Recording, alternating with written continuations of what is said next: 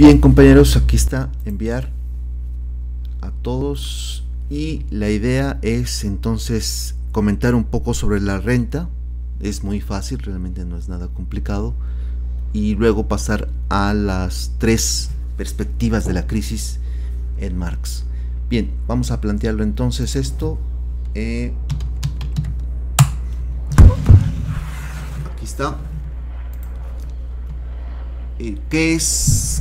¿Qué es lo que estaríamos haciendo cuando calculamos la renta? Bien, vamos a poner esto así y así. La idea fundamental sigue siendo exactamente la misma, es decir, que los valores, vamos a ponerle aquí repercusión de la renta en la tasa de beneficio.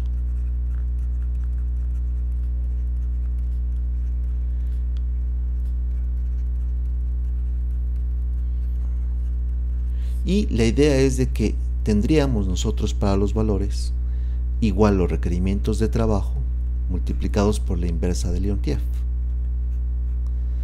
Solo que hay que tener en cuenta que en el caso de El Salvador los datos están de esta forma. Más o menos del sector 1 al sector 9 están todos los sectores agrícolas, es decir, del sector primario. Está en primerísimo lugar el café oro, por ejemplo, luego el algodón, y etcétera, ¿no? Silvicultura, etcétera. Luego a partir del 10, que es minas, y luego del 11 particularmente hasta la 31, más o menos, lo que tenemos ahí es el sector manufacturero. Aquí está el sector agrícola o agropecuario, agrícola y pecuario. Luego a partir de aquí, es decir, de la 32 en adelante hasta más o menos la 42, 45, tendríamos el sector terciario o de servicios. Bueno, se le suele decir aquí secundario, primario y terciario. Bien, lo que hacemos es primero un cálculo, ustedes saben, la tasa de rentabilidad. No es otra cosa más que la plusvalía entre todo el capital. Y esto en términos matriciales no es más que el vector de valores, que lo podemos definir ya sea como LU o bien ya convirtiéndolo en términos de precios, este sería el vector de precios directos unitarios. Si esto lo multiplicamos por la producción bruta por sí misma, es decir, este por este es la producción bruta, y luego le restamos lo que está en capital circulante, lo que está en capital variable, lo que está en términos de depreciación, pues tenemos un monto que es la plusvalía. Si esto lo dividimos entre el capital, que no es más que la matriz de capital, más, este es un capital aumentado, la matriz de capital más la del capital variable, más incluso la matriz de capital circulante. Acuérdense ustedes que siempre tenemos en el capital fijo, sí, pero también el capital circulante, y en este caso en el denominador también debe de estar el capital variable. Si esto está así, originalmente lo tendríamos de el sector 1 al sector más o menos 45, solo que eliminamos tres sectores de ahí: el sector inmobiliario, el sector en este caso de bienes raíces, etcétera, y algunos otros sectores que no son productivos en términos de valor. Entonces, si no mal recuerdo, fue el sector, lo que en Estados Unidos o en inglés le llaman real estate, o los bienes raíces, el sector de publicidad, por ejemplo, y otros sectores, no recuerdo el tercer sector ahora mismo. Se eliminan y nos quedan 42. Ahora bien, a partir de ahí, de esos 42 sectores, es decir, n igual a 42, calculamos la tasa de beneficio. Imagínense que nos dé por simplicidad 30%. Nosotros tenemos en la matriz de insumo producto, desde luego, tenemos una matriz de, en este caso, de 42 por 42, es decir, 42 filas, 42 de la 1 a la 42, y 42 columnas de la 1 a la 42. Lo que hacemos es eliminar estas primeras 9 filas, es decir, eliminamos esto, estas primeras 9 filas y esas primeras 9, primero 9 filas y luego 9 columnas. Entonces hacemos algo como esto, eliminamos toda esa información y nos quedará evidentemente como nuevo esto que está aquí. Esta es ya la matriz insumo producto sin esos sectores, es decir, 42 menos 9, digo más o menos, estamos hablando de 2 y 7, 33 sectores, más o menos, algo así. Entonces tendríamos una nueva matriz de 33 por 33. Y a esta le aplicamos exactamente lo mismo que habíamos hecho acá arriba, es decir, a la matriz de empleo, pues la que originalmente estaba un vector fila de 1 por 42, pues vamos a eliminarle a ese vector que tenemos aquí de 42 columnas, le vamos a eliminar sus primeras 9 columnas. A las matrices, por ejemplo, la matriz de materias primas, que es una matriz igualmente de 42 por 42, vamos a ponerla con otro color, digamos así, pues de igual forma vamos a eliminar sus primeras 9 filas y sus primeras 9 columnas, con lo cual nuevamente nos quedamos con una matriz que en este caso sería de 33 por 33, y eso mismo vamos a hacer con las matrices de reducir esas matrices de capital, la matriz A, la matriz B, la matriz L, la matriz de producción bruta, etcétera. Con lo cual vamos a obtener nuevamente un vector de valores reducido, que va a ser ahora ya no de 1 por 42, sino de 1 por 33. Y nuevamente hacemos para cada una de estas matrices que ya está modificada, que está reducida con respecto a las 42 originales columnas y filas, vamos a tener entonces una nueva tasa de rentabilidad. Ahora aquí lo interesante es lo siguiente.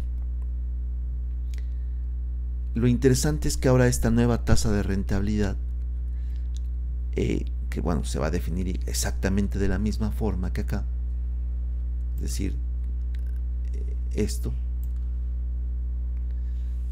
control C, control V, solamente que ahora va a tener esa reducción en cada uno de sus componentes, es decir, y por enfatizar lo pongo en rojo, esto, etcétera, ¿no?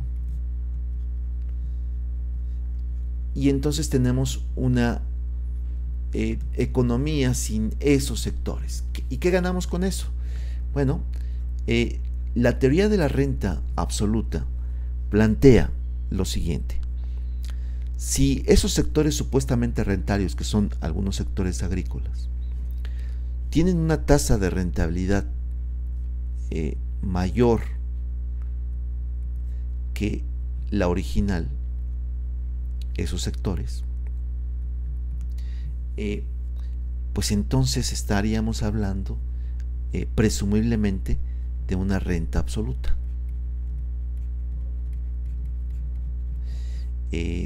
Si además la composición de capital de esos sectores, si comparamos con renta y sin renta, si estos sectores, particularmente del sector 1 al 9, es decir, déjenme modificarle aquí, del sector 1 al 9, están por debajo de la composición media, pues mala cosa. Entonces estaríamos hablando de un segundo elemento para pensar que es una renta absoluta.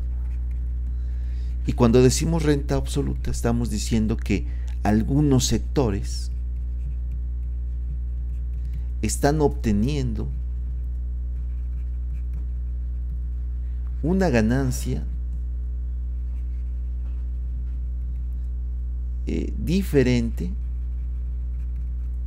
a la ganancia normal.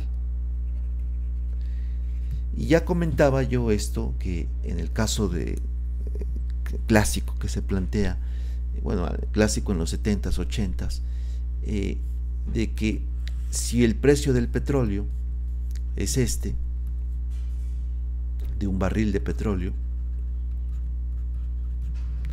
y en el caso de los Estados Unidos este es el precio de coste,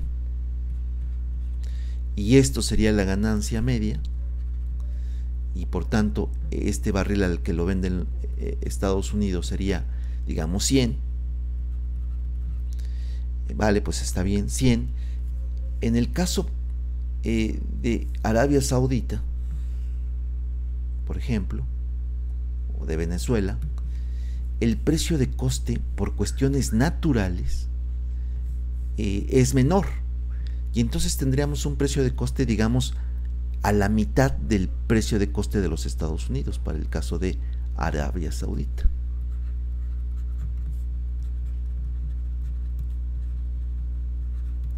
Entonces, esto que tenemos aquí, esto que está aquí, viene a ser la renta petrolera, porque lo que está aquí, es decir, toda esta magnitud, toda esta área, es la ganancia media de Arabia Saudita. Pero dado que su precio de coste es muchísimo menor al de Estados Unidos, ese coste diferente, porque para obtener ese mismo petróleo no se necesita perforar tan abajo. Para obtener ese barril de petróleo no se necesita hacer tanto esfuerzo ni invertir tanto. ¿Por qué? Porque está relativamente fácil o más asequible que en el caso de los Estados Unidos. Esto es precisamente la renta. Entonces la renta se vuelve una situación en la cual tenemos una ganancia por encima de lo normal, una composición de capital en esos sectores que está por debajo de la media, y que además, una cuestión social, que existe el control de los bienes naturales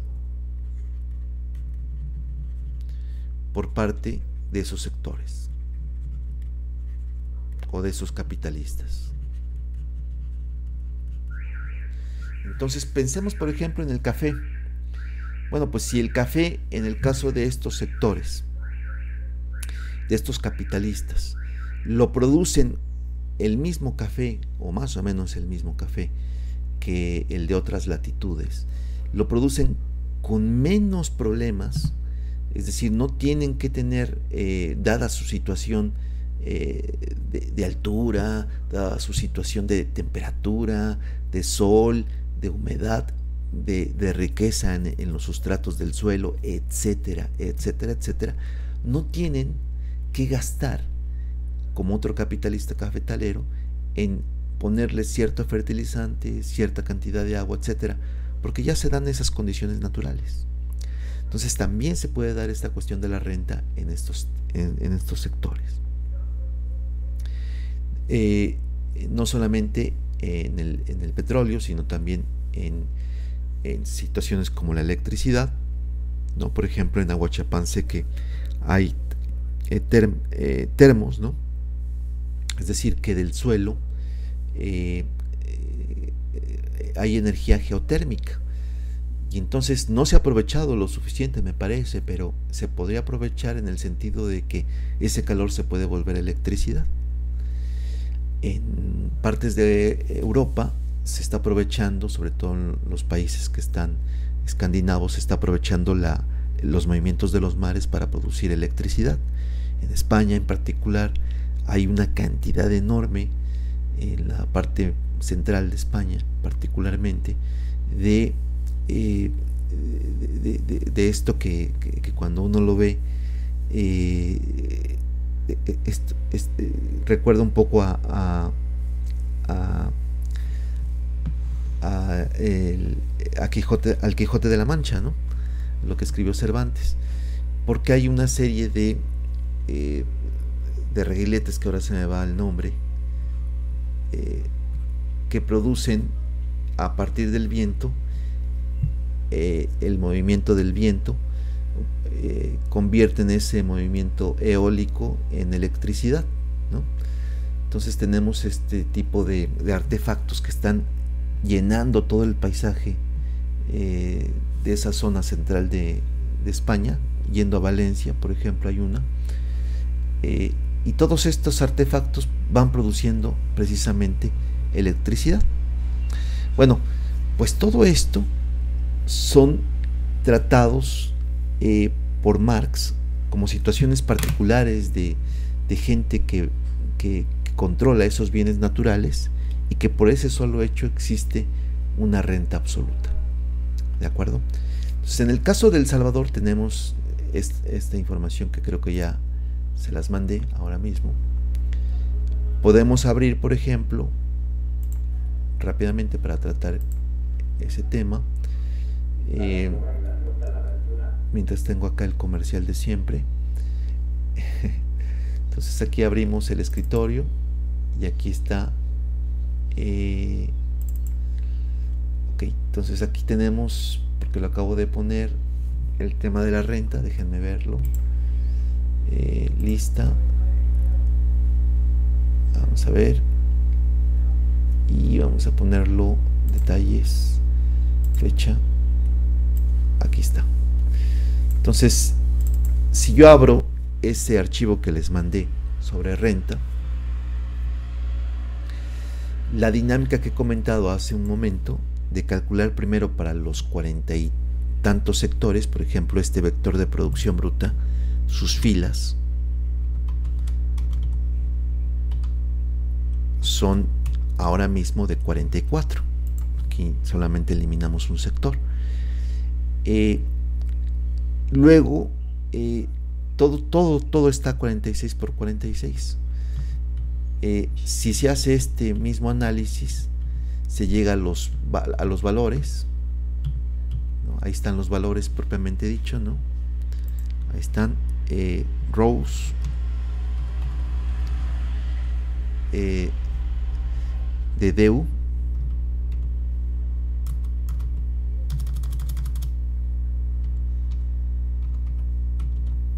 D.U, punto U, shift igual, y en este caso vamos a ver, vale, pues ahí está por filas. Si hacemos esto mismo pero por columnas, pues nos va a dar de 42 calls. 44. Bien, pues así se hace esto. Calculamos todo lo que teníamos que calcular. De acuerdo, aquí están, por ejemplo, para el 2006, El Salvador, la relación entre precios directos, precios de mercado. Y bueno, pues se hace todo esto. Y más importantemente, que es lo que nos interesa enfatizar ahora, más que los cálculos de los precios, vamos a ver las tasas de ganancia. Por ejemplo, aquí, esto que calculábamos, se acordarán ustedes, algunos de ustedes seguramente calculábamos la función de densidad en eViews. Cuando teníamos un cierto vector de datos, podríamos calcular la función de densidad. Aquí la quería calcular, no sé qué pasó con ella, está más pequeñita, no sé. A ver.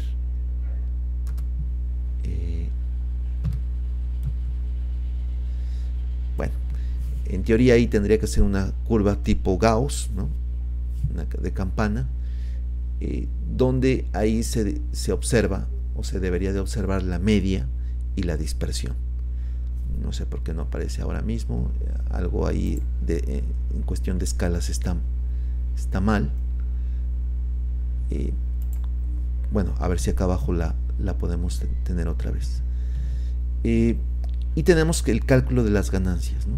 Tasa de ganancia agregada sin sectores rentarios, es decir, original, la matriz original. Entonces ahí tenemos, con solamente capital circulante, 141%. Tomar en cuenta que no estamos calculando aquí el capital fijo todavía. Más adelante se hace un cálculo más depurado de esto. Vean ustedes, aquí está la función de densidad, esa que se hace con kernel, ¿no? Se calcula el kernel en eViews y tenemos ahí las rentabilidades con y sin renta. Entonces, si yo achico esto un poco para observar un poco mejor los sectores, en este caso son 40 y tantos sectores nada más, 46. Ahí está, se observa mucho mejor. En azul, déjenme ver, porque eso sí ya no sé. En azul entiendo yo que está los sectores sin renta. Y en rojo tendríamos, perdón, este sería con renta, el azul, y el rojo sin renta. ¿Qué es lo que sucede? Que la tasa media de ganancia, la muda se desplaza hacia adelante. Es decir, si quitáramos de alguna forma esos sectores rentarios, la tasa de ganancia media aumentaría, sería mucho mayor. Y es comprensible. Recuerden ustedes que cuando veíamos a Duncan Foley, veíamos lo siguiente. Decíamos, bueno, ok, el capital industrial produce únicamente la ganancia, realmente, la ganancia industrial, y después esta ganancia va siendo repartida por la ganancia del capital que genera interés. Este es industrial, por el capital comercial, la ganancia que va al capital comercial, la ganancia que va hacia el Estado, y vaya que es bastante acá en El Salvador, y la ganancia que va hacia los trabajadores no productivos, o todo el capital improductivo, incluso sus trabajadores. Entonces, claro, la ganancia industrial va siendo menor, pero también aquí está la renta. Entonces, claro, si estamos descontando este factor de renta, la tasa de ganancia va, por supuesto, a aumentar, va a ir hacia arriba. Entonces, eso es exactamente lo que sucede en el caso de El Salvador. Vamos a ver los datos ya concretos de medias y todo esto para que lo tengan ustedes claro. Aquí ya se calcula la renta. ¿De acuerdo? Ahí está. Se ve la tasa de beneficio respecto a las composiciones orgánicas con y sin renta, y posteriormente por acá ya está el resumen. Aquí está. Esto es lo fundamental. Lo voy a poner un poquito más grande para que lo vean ustedes. 125. Ya con tanto el capital variable, con el capital fijo, con la depreciación. Y tenemos la tasa de rentabilidad, vean ustedes, la última, que ya aquí está sin ponderar el capital variable, no está B, la B de burro. Aquí ya ponderándolo, pero aquí es que además ponderamos el capital fijo, la matriz K. Entonces este es el más depurado. Entonces con sectores rentarios tenemos un 33%, 34% para los amigos. Y cuando ya le quitamos los sectores rentarios, esto aumenta. Aún así me parece que está alto.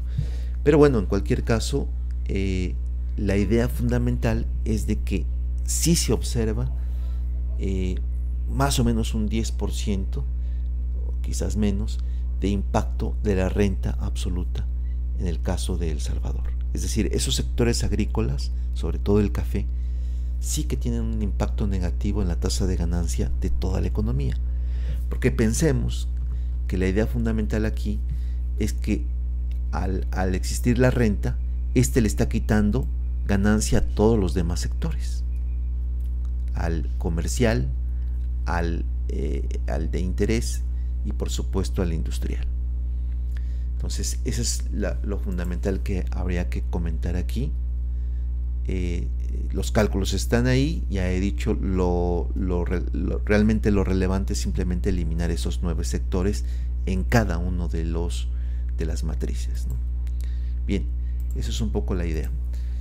Bien, hasta aquí alguna duda, pregunta, compañera Camila, compañera Diana, compañero Julio, Jonathan, Josué, Harold, ¿algún comentario? ¿Todo bien?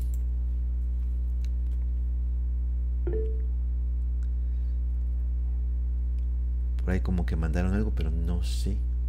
Yo tengo una duda, César. Adelante, Diana.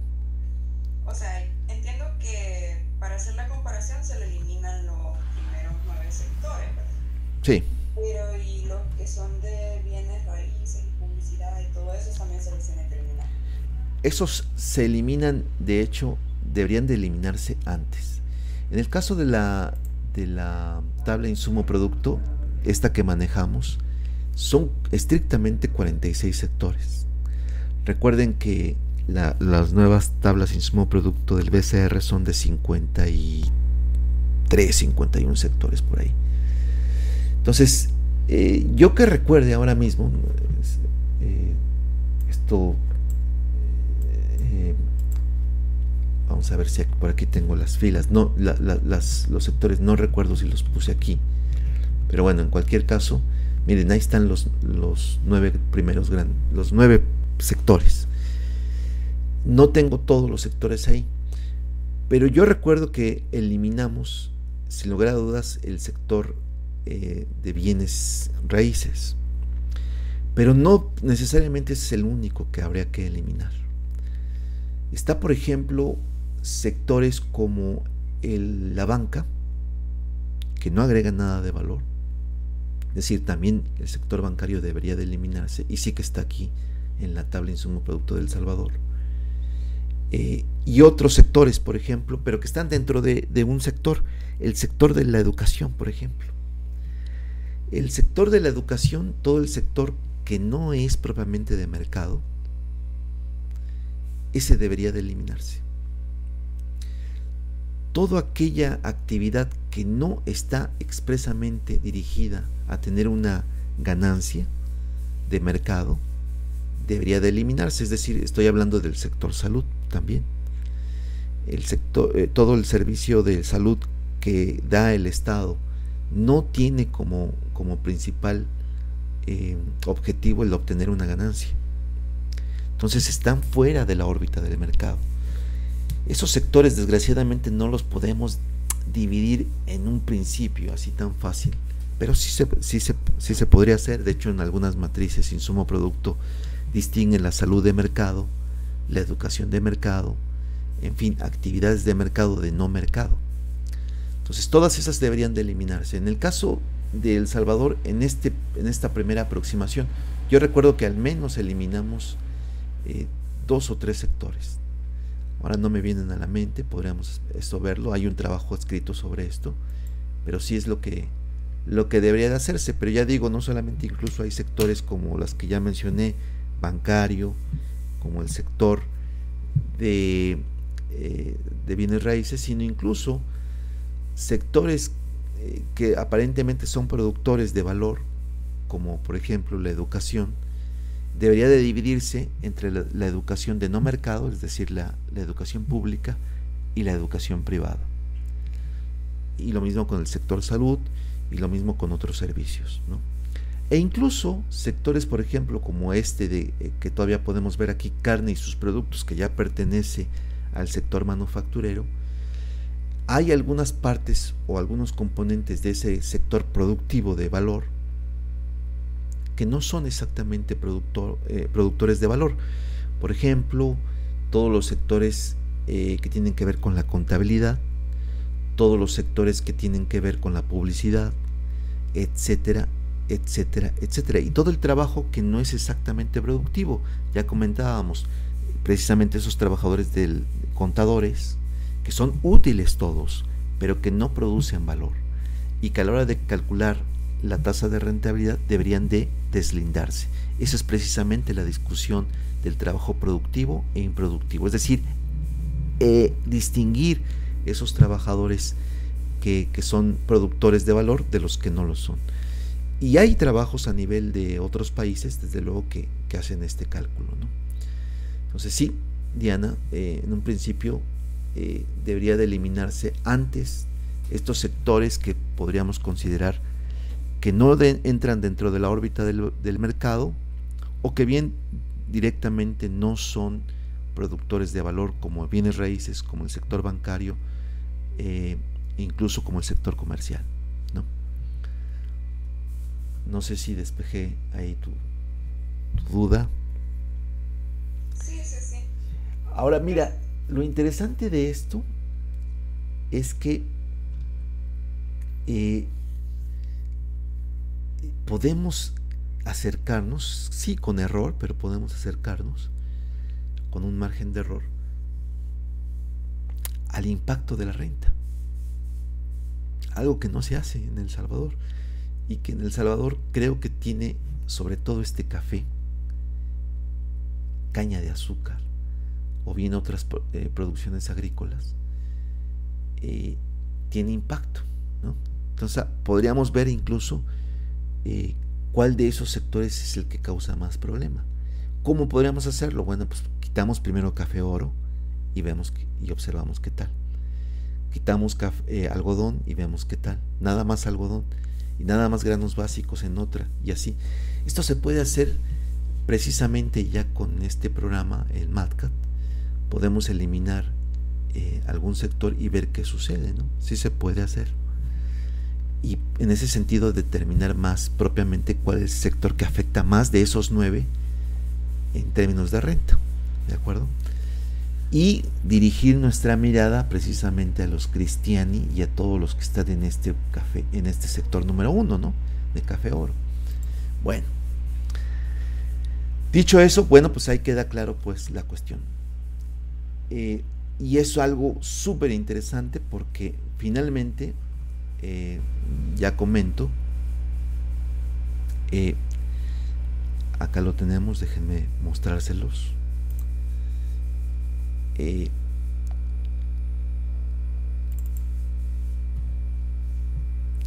ver, aquí está.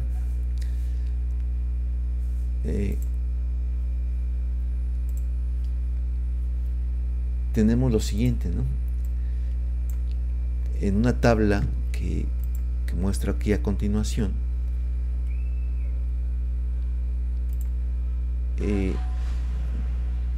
tenemos ahí para el caso de El Salvador, con y sin sectores rentarios, esto que comentaba, de 33, lo que está en gris, de 33% a 41%, subiría la tasa de rentabilidad.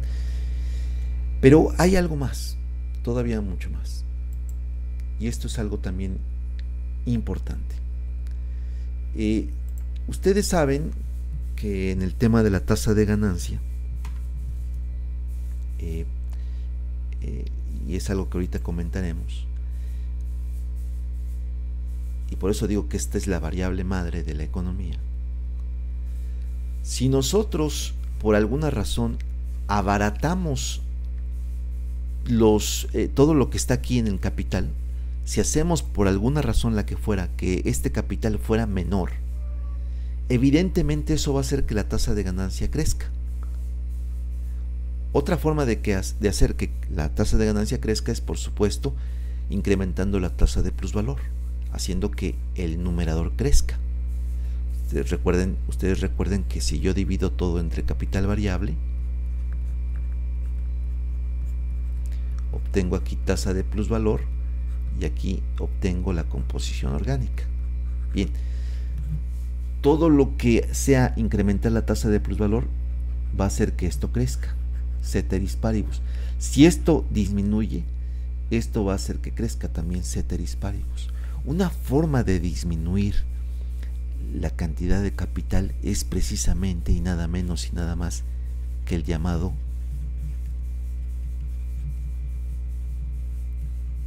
el comercio internacional. Hace que los bienes de producción que tiene El Salvador, si los importa, si valen menos o son más baratos, pues esto va a abaratar la cantidad de capital.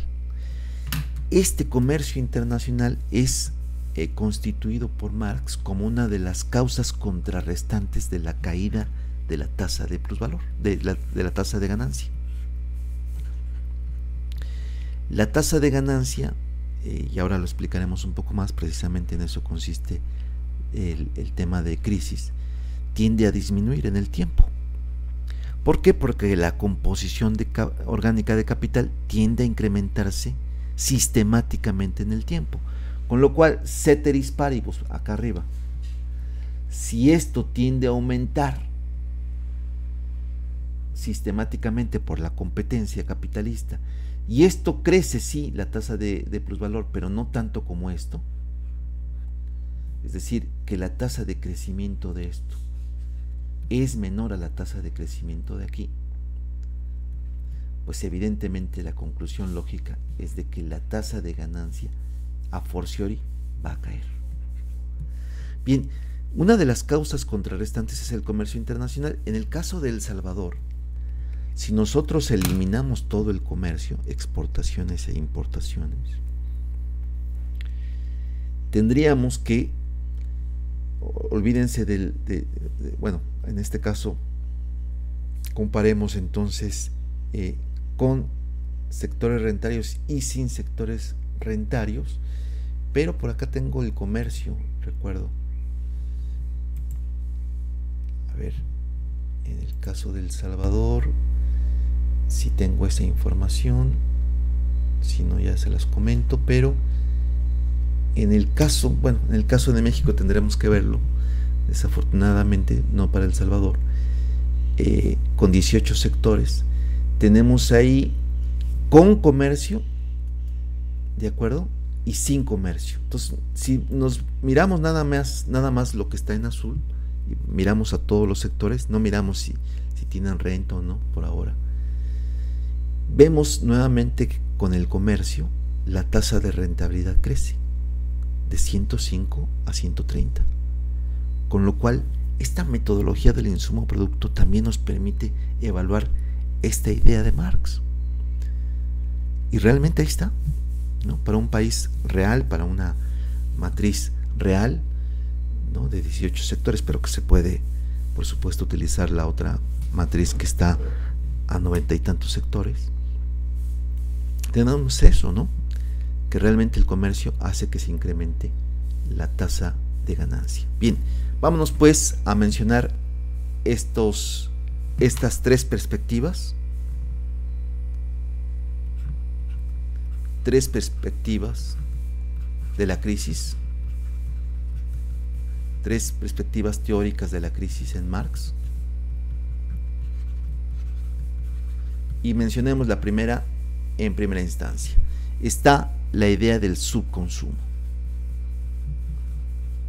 Si ustedes leyeron la lectura de Duncan Foley sobre esto, él plantea que una de las primeras en hacer hincapié en esto es, es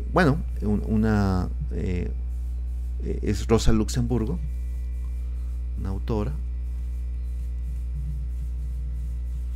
polaca que vivió en Alemania y que plantea que de alguna forma la mancha capitalista, aquí está rodeada de modos de producción no capitalistas.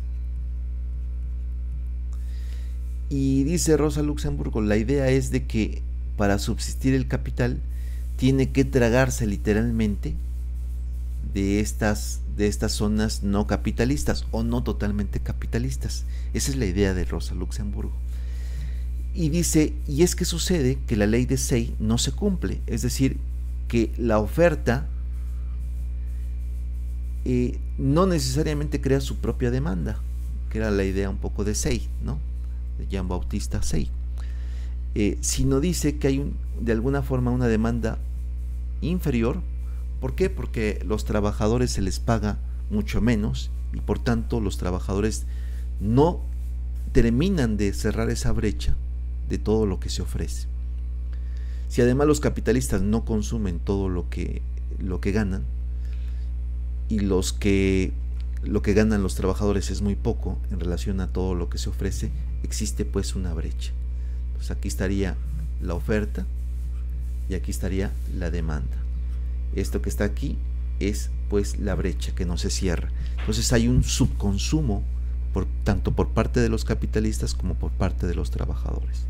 Esto hace que la economía entre en crisis, y esta idea de hecho es retomada, ustedes lo saben, sin lugar a dudas, por Keynes, quien plantea precisamente que las crisis económicas de mercado, ¿no? Son sistemáticas también, pero que se deben a precisamente que la demanda agregada, es decir, que el consumo más la inversión, no siempre cierran esa brecha, ¿no? Entonces hay que apoyar en situaciones en las que hay crisis al consumo, en este caso privado, a partir del consumo también público. Y no solamente eso, sino la inversión privada también hay que apoyarla a partir de la inversión pública. Si esto se hace con deuda o si esto se hace con emisión de dinero o con bitcoins, bueno, pues esto pues es otro asunto, ¿no? Que también por ahí puede estar el asunto del bitcoin, ¿eh? Es decir, ustedes saben que habitualmente las economías, yendo un poco más allá de lo que decía Rosa Luxemburgo y Keynes, ustedes saben que habitualmente en América Latina lo que sucedió, las crisis económicas de los 90s, sobre todo los 90s y parte de los 80s, era la llamada inflación con desempleo, la llamada estanflación. La inflación era provocada porque cada uno de los países a sus bancos centrales les permitían emitir dinero, el M1 particularmente. Entonces, ¿qué sucedía?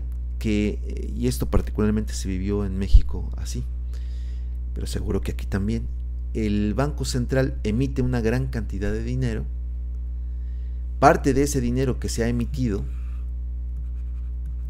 se lo traga a él, lo utiliza él como deuda, ¿de acuerdo? Este dinero que no se corresponde con la producción física, lo que hace evidentemente es que el nivel de precios suba, y entonces en ese interín el gobierno se hace o se apropia de recursos que pertenecen realmente a la nación, no solamente a él. Pero esa es una forma, un circuito que utilizaban todos los gobiernos de América Latina. Los gobiernos emitían dinero, y gobiernos que tenían banco central, por supuesto, y moneda propia. Emitían ese dinero, parte de él se lo quedaba, o gran parte de él, provocaban inflación, pero ellos hacían de recursos.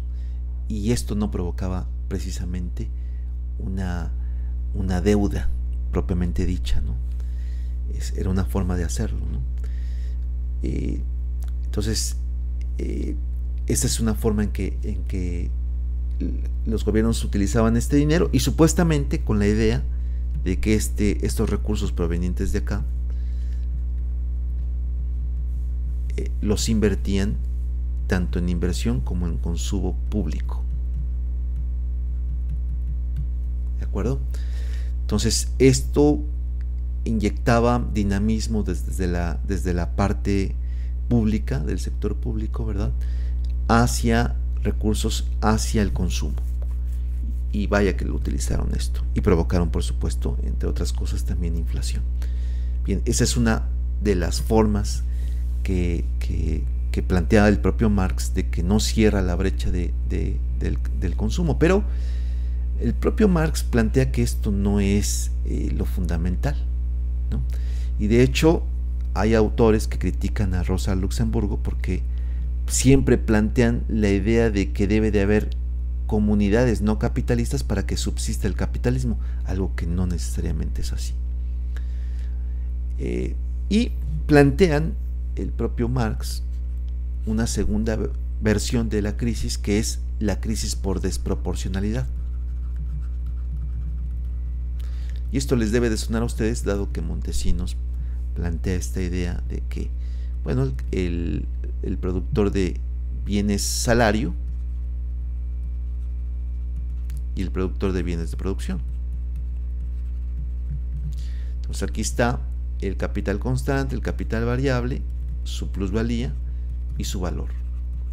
Y el mismo sector 2 pues también tendría lo propio de estos tres componentes.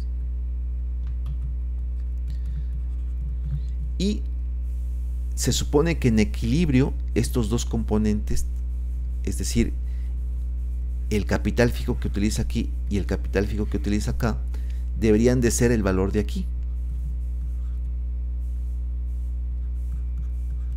Y los bienes de producción, los bienes salario de aquí, pero también estos bienes que utilizan los capitalistas, debería de ser el producto de valor de acá.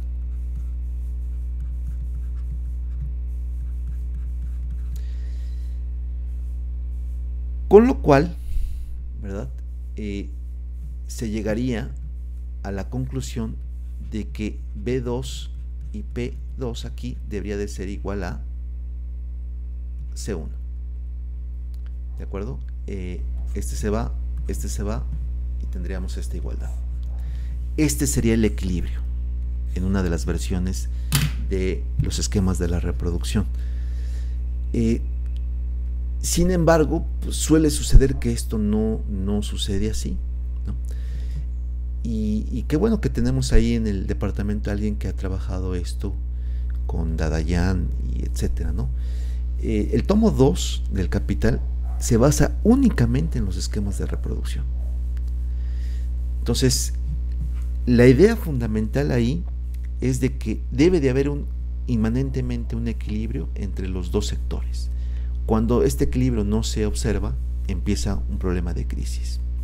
Bien, esta versión también no es tan enfatizada por Marx. Es mencionada por él, pero no le pone el énfasis suficiente, porque para él la tercera perspectiva es la que realmente condiciona las crisis económicas en la economía capitalista, y es la tendencia decreciente de la tasa de ganancia. Y lo que plantea ahí Marx es de que la relación precisamente entre tasa de ganancia y composición orgánica es inversa. Y lo que plantea más modernamente Sheikh, porque hay toda una discusión de que esto sea cierto, de que la tasa de ganancia caiga. ¿Por qué? Porque dicen algunos, bueno, entre ellos Joan Robinson precisamente, dice, bueno, la tasa de ganancia se puede definir como esto. Dice, pero Si nosotros vemos que la productividad del trabajo está aumentando, esto va a hacer que los precios de los componentes del capital caigan y por tanto la tasa de ganancia decrezca, aumente, no caiga, sino aumente. Y por otro lado, además, se puede observar de que intrínsecamente aquí hay un problema en la tasa de ganancia de Marx, porque algunos componentes que están aquí están acá y por tanto es indeterminado si esto cae. Sheikh lo que plantea es, bueno, vamos a suponer una tasa de ganancia máxima, es decir, que la tasa de ganancia se plantee como, ya ven ustedes que esto era originalmente B más P, y B más P no es más que el empleo en términos de horas, y se podemos plantear una tasa máxima de ganancia de este tipo. Y en ese sentido, entonces plantear, por ejemplo, que en el caso límite los salarios son cero.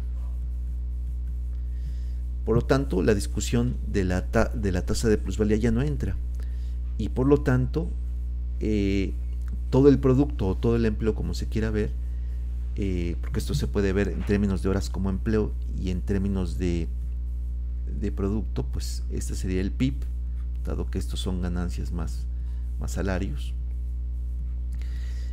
y entonces observarlo de esta forma. Y esta discusión que daban algunos autores sobre esta tasa de ganancia por esta variable queda totalmente destruida, y dice, vamos a ver qué sucede con la tasa máxima de ganancia. Y en efecto, lo que observa en el tiempo Sheikh con esta tasa máxima de ganancia es de que esto sigue disminuyendo. Es decir, la relación producto a capital cae.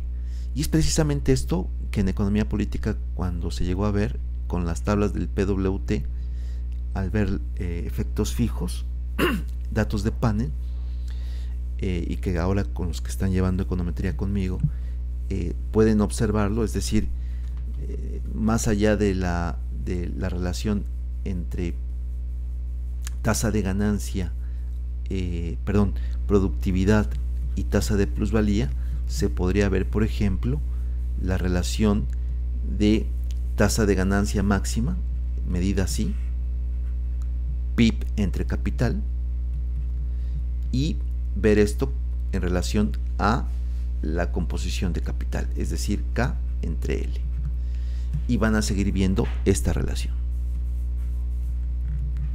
Bien,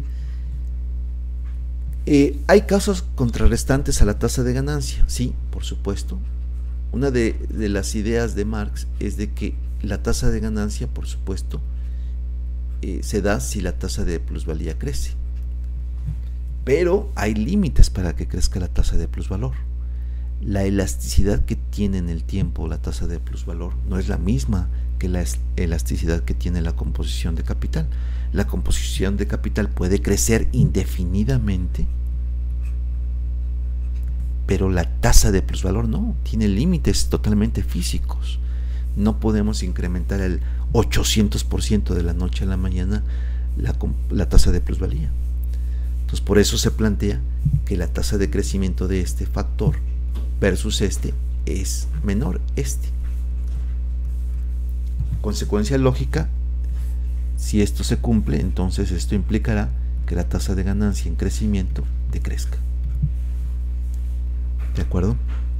Otra causa contrarrestante, ya hemos dicho que la tasa de ganancia se puede definir como P entre todo el capital, es abaratar precisamente por el comercio internacional o por los incrementos en productividad los bienes de producción, y en efecto esto puede apoyar a que la tasa de ganancia crezca, pero parece ser que esta causa es menor si la composición de capital crece. Y la pregunta es, ¿y por qué crece? Bueno, pues crece precisamente por la competencia capitalista. La competencia capitalista, ustedes lo vimos en la primera sesión. Teníamos una serie de sectores, 1, 2, 3, 4, hasta el sector 5. Teníamos una cantidad de capital constante, capital variable, plusvalía, valor y una cantidad de producción. Si pensamos esto que son refrescos, y por simplicidad pensamos que son solamente 3 y no 5, mejor. No lo voy a recordar con números esta tabla que hicimos en su momento, pero la idea fundamental que calculamos ahí es de que aquel capital que produce refrescos con mayor composición orgánica, es decir, con mayor tecnología, la cantidad de valor unitario de su refresco es mucho menor. Por ejemplo, si aquí un refresco cuesta $1, a este le cuesta unos 5, la idea es de que este le cueste $0.5 esa soda. Que el valor social puede ser de $1, que este ganaría con ese valor social, que este perdería y por tanto tendería a desaparecer este sector y que este todavía se mantendría, ¿no? Sería tablas, ¿no? Es decir, no se mueve. Pero estos sectores que producen con una composición orgánica por debajo de la media, digamos que este fuera una composición orgánica de 1, esta de 2 y este de 3, pues esta sería la media, ¿de acuerdo? Este estaría produciendo por debajo de la media, con la tecnología por debajo de la media, y este con una tecnología por encima de la media, con lo cual tendría una plusvalía extraordinaria. Bien, el sector 3. Bien, esta idea de competencia capitalista, luchando por un precio menor, hace que las composiciones orgánicas crezcan de manera sistemática. Es decir, la manera de crecer, la manera de sobrevivir, la manera de imponerse en el capital es precisamente con una composición de capital mayor. Y es esta idea fundamental de la competencia capitalista, a partir de una mayor relación de capital-trabajo, la que a veces se nos olvida en nuestras economías y parece ser que simplemente es una retórica, ¿no? Y no pensamos que es solamente con una relación capital-trabajo mayor con la que se va a poder competir en el mundo. O sea, no hay otra forma. Esa es la única forma real, sistemática, sostenible dentro del capitalismo para competir. No es con los bitcoins, no es con otras discusiones, no es incluso a partir de discusiones monetarias o monetaristas, sino es a partir de la economía real basada en la tecnología, una tecnología que cuesta, una tecnología que en ese sentido implicará que debamos, si queremos tener una mejor tecnología, invertir más en esto sobre esto, para poder competir en esto que se llama mercado. Entonces, el caso del café, por ejemplo, en El Salvador, pues le ayuda a la cuestión natural y tiene una renta y compite, por supuesto, con otros países, Colombia, etcétera, en ese sentido. Pero esta cuestión natural en un momento dado se puede sustituir, ¿no? El café se puede producir tarde que temprano por condiciones artificiales. Entonces, no es una condición perenne o que siempre vaya a estar. En ese sentido es nuevamente el capital sobre trabajo o la composición orgánica la que debe de primar. Y es esta la ley fundamental del juego capitalista. ¿De acuerdo? No hay que perder de vista eso, porque no son cuestiones monetaristas, no son cuestiones, en este caso del Bitcoin, lo que va a hacer que un país cambie. Sí tiene una repercusión, sin lugar a dudas, pero no es fundamental. ¿Por qué? Porque no se basa en una cuestión de economía real. Entonces, esta perspectiva de Marx de la tendencia decreciente de ganancia va a crear sí una tendencia a la baja, pero como nosotros ya tenemos elementos en econometría, esta es una tendencia. Montadas en esa tendencia están los llamados ciclos. quitando las cuestiones aleatorias y las cuestiones estacionales que aquí no tienen mucho que ver porque estamos hablando de años, podemos ver que montada en esta gran tendencia pueden existir ciclos económicos positivos de auge, pero que están montados siempre en una tendencia estructural a la baja. Es decir, la tasa de ganancia siempre va a tener en el tiempo una tendencia decreciente. Y si no me creen, podemos ver directamente, y con esto me perfilo a terminar, a Minky Lee,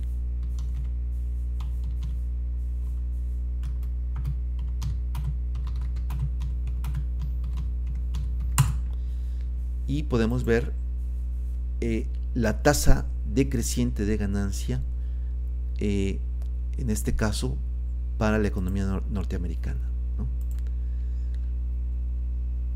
Este es de Michael Roberts, un economista que se recomienda mucho leer. Y aquí está la tasa de ganancia del Reino Unido, pero más abajo me parece que está la de Estados Unidos, pero les pongo la del Reino Unido en el tiempo, desde el 50 hasta el 2000, cerca del 2000 aquí plantea. Este es el Reino Unido, la tasa de ganancia, ¿no? Se puede observar una tendencia a la baja y se puede observar unos ciclos económicos. De hecho, se observa un ciclo económico en los 70. Es decir, cuando se dice que hay un estrangulamiento por tasa de ganancia, tasa de plusvalía. La tasa de plusvalía, los salarios, es decir, crecen bastante en los 70s, en las economías industrializadas, y también en las no industrializadas hay un crecimiento de los salarios real, y esto hace que la tasa de ganancia caiga. No se explica solamente por eso, ya la caída de ganancia venía arrastrándose después de la guerra, y después hay una recuperación, pero aún así existe una tendencia, aún así, hacia la baja. Bien, vamos a ver si por acá abajo tenemos la tasa de ganancia de los Estados Unidos. Yo creo que sí. Aquí calcula Michael Roberts la ganancia a nivel mundial. Muy interesante, ¿no? Me suena y me huele todo esto a los datos del Penworth Table o la Extended Penworth Table, que hemos trabajado también en cuentas nacionales, porque está desde el 63 curiosamente al 2008, con lo cual ahí se observa la prevalencia de este tipo de estudios. Aquí está los rendimientos del capital, pero no, aquí está, esta es la tasa de ganancia de los Estados Unidos. Aquí está. Entonces, y sí, ahí está, con los datos del Penworth Table y datos de Roberts, ¿no? Michael Roberts. Y se observa, evidentemente, para la economía norteamericana, una caída de la tasa de ganancia. Particularmente más fuerte, vean ustedes la tendencia, del 63 al 81. Después hay una desaceleración de esa caída. ¿De acuerdo? Y podríamos estar calculando esto para otros países. ¿De acuerdo? Acuérdense ustedes que también el compañero Gerard Dumenil calcula esto, ¿no? Rate of profit.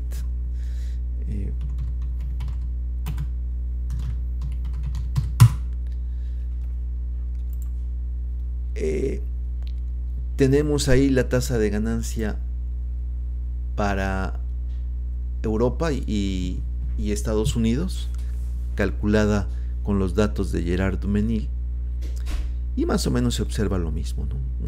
Una caída más fuerte en los 60s y 70s y una recuperación o una desaceleración en los años 90, ¿no? Minky Lee, como comentaba, hace este cálculo, déjenme ver, a nivel mundo, me parece que es el más completo. Déjenme ver, aquí está.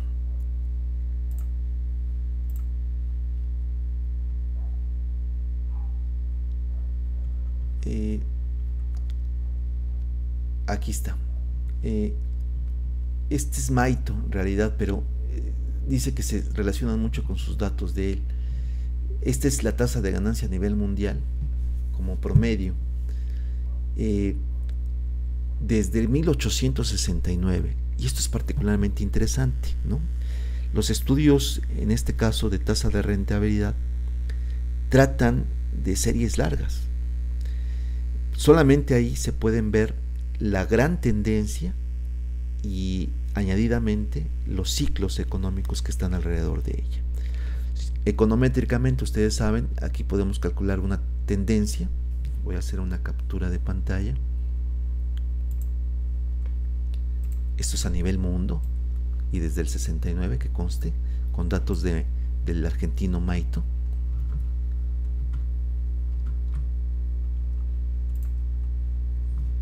Entonces tenemos una tendencia, y lo podemos hacer con el filtro de Hodrick-Prescott, y obtener, lo voy a hacer a mano, estos ciclos económicos. Entonces podemos calcular los ciclos económicos, ¿verdad? Y su amplitud, ver el promedio de esta amplitud y por tanto calcular y predecir cuándo vendría la otra nueva ola en el futuro y cuánto duraría. Entonces vean ustedes que a partir del 2007 pareciera ser que aquí se observaría un incremento solo que nos agarró la pandemia y esto pues, seguramente va a desacelerar. Pero cuando sistemáticamente, estructuralmente, otra vez case una caída de la tasa de rentabilidad, ahí sí, con o sin pandemia, esto va a tener que caer. Entonces, esta es la versión más pulida que tiene Marx, antes que la perspectiva de subconsumo, antes que la perspectiva de desproporcionalidad. Esta es la idea que tiene Marx sobre las crisis económicas. Y de hecho, y con esto termino con una anécdota, Engels y Marx entablan una discusión sobre estos ciclos económicos, que en aquel tiempo, en los tiempos del siglo XIX en Marx, eran más o menos ciclos de 10 años. Le llamaron el ciclo de los negocios. Y no se sabía realmente por qué sucedía esto. Dice Marx, realmente lo que sucede es de que las inversiones o las nuevas inversiones crean una maduración del capital. El capital tiene una maduración. Entonces, si yo hago una gran inversión, una inversión muy, muy grande, tipo inversiones como el Canal de Panamá, etcétera, etcétera, esas inversiones maduran, no se ven sus rendimientos inmediatamente. Esta idea de la maduración del capital va a tener una repercusión en los ciclos que tiene la ganancia. Engels le dice a Marx que si no fuera que el hecho de que hubiese contribuido en otras áreas, no solamente en los ciclos económicos, sino en el área, por ejemplo, de descubrir por qué valen las cosas, por qué valen las mercancías, el hecho nada más de haber esclarecido este tema de los ciclos de los negocios le hubiese abierto a Marx un capítulo interesante, un capítulo prominente en la economía. Es decir, Engels le dice, solamente por este hecho de esclarecer el tema de los ciclos de los negocios y por qué hace estas fluctuaciones el capital, ya tendría su nombre en la economía. Desde luego Marx plantea muchas más cosas en lo que es el capital, ¿verdad? Entonces nos quedamos con esta perspectiva de la teoría decreciente de la tasa de ganancia, una perspectiva que se puede observar sin lugar a dudas. Y bueno, pues dejamos aquí lo que es este tema. No sé si hay alguna duda, pregunta. Ya no solamente sobre lo del curso, sino también incluso sobre la tarea, sobre lo que tienen que entregar. ¿Quedan claras las fechas, compañera Camila? ¿Quedan claras lo que hay que hacer, Diana? Julio César.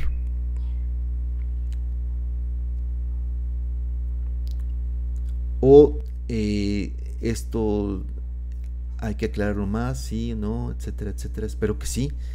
Si no hay dudas por parte de ustedes. César, yo tengo una duda. Ajá.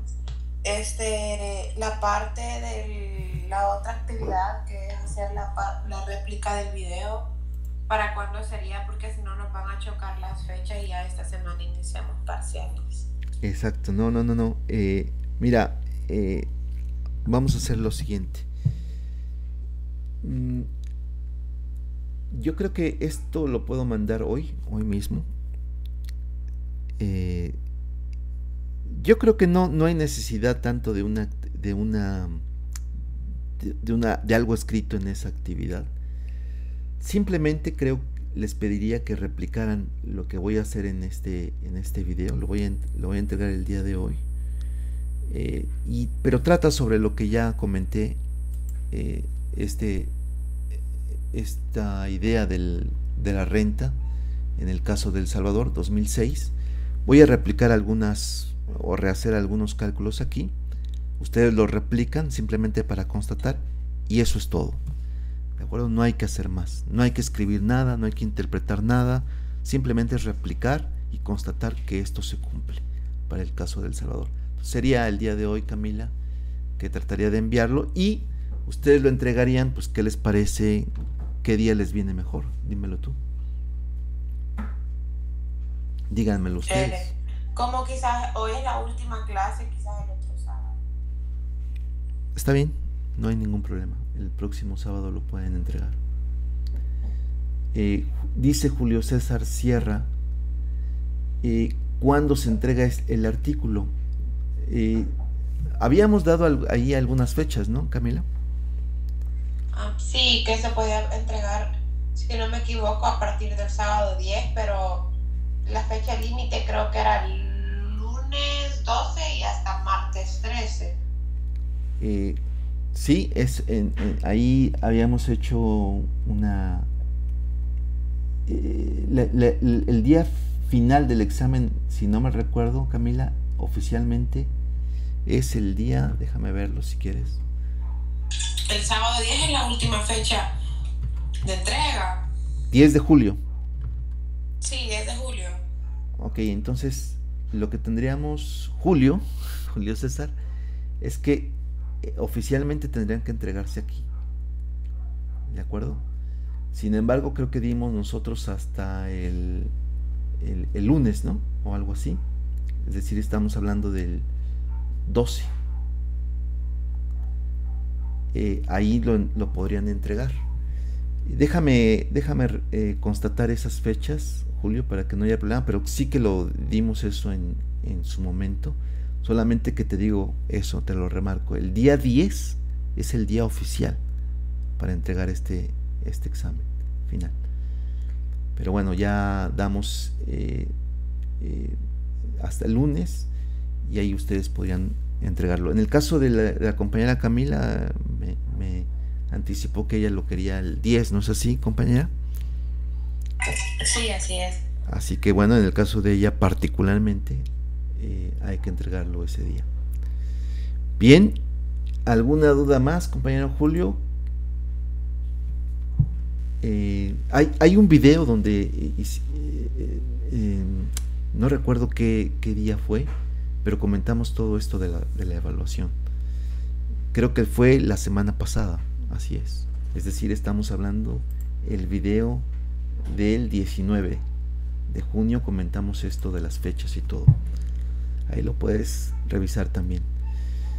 ¿No hay más dudas, compañeros? Diana, Diego, Jonathan, Harold, todo, Gladys, Emily, ¿todo está bien? ¿Todo feliz, Gladys, con tu foto ahí, que estás muy contenta? Espero que sí. Bueno, pues si no hay ninguna duda, ningún comentario, Solamente recordarles que deben de apuntarse. Déjenme hacer esto por última ocasión. La compañera Camila supuestamente envió un drive. Este drive está aquí y ustedes pueden ver ahí ahora mismo los integrantes que hay. Ya esto está muy completo. Ya tenemos aquí a todos los países. Tenemos a Estados Unidos para el caso de estos compañeros. Tenemos a Francia para estos compañeros. Tenemos a Japón para estos compañeros. Y tenemos a USA y México para los compañeros que están acá. ¿De acuerdo? Bien, pues ellos plantean ahí sus asesorías. Perfecto, no hay ningún problema. Creo que no chocan en principio ninguna. Así que cualquier otro comentario yo lo podría hacer aquí o bien por correo. Pero en principio así quedaríamos. Creo que han adelantado bastante.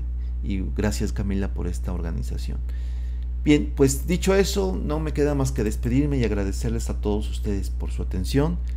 Insisto, es un día complicado, difícil. El medio tampoco nos ayuda mucho, pero